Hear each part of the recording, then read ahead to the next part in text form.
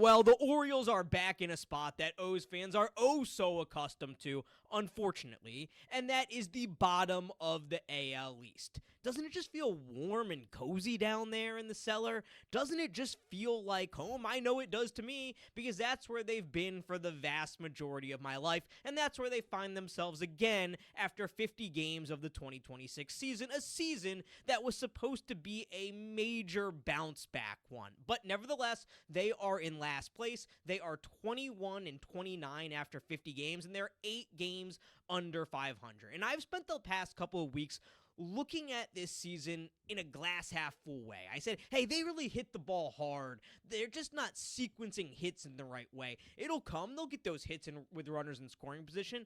I said, hey, Kyle Bradish had a tough start against the Yankees in the Bronx, but he's bounced back really nice. I like what he's been doing. Maybe he's turning the corner. I've looked for every way and angle for this team to turn it around. I've given them the benefit of the doubt. But after getting swept in Tampa by the Rays, you just see the difference between a team that finds a way to win in the Rays, who have the best record in the AL, and a team that just finds ways to lose games in the Orioles, and that's why they sit in the basement of the AL East. And at some point, you just are what your record says you are.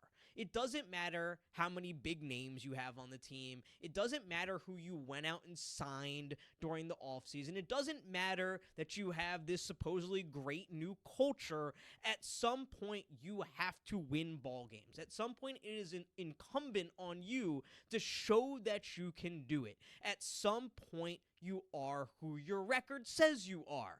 And at this point in the season, the Orioles are a sub-500 ball club that don't look like they have a shot at the playoffs. They look like the same team they were last year. They looked like the same team they were in the second half of 2024 when they scuffled to the finish line and ultimately didn't win any games in the playoff.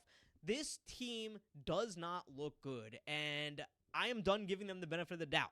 It is now on them to prove they can turn this season around. And make no mistake about it, the season isn't over, because the AL has not been very good. Everybody is bunched up, and those are still just a few games, a handful of games out of that final wild card spot. It's still possible. They could go on a run and they can turn things around. But it's now incumbent on them to show that they can do it. And I don't want to be hyperbolic. I don't want to be a prisoner of the moment.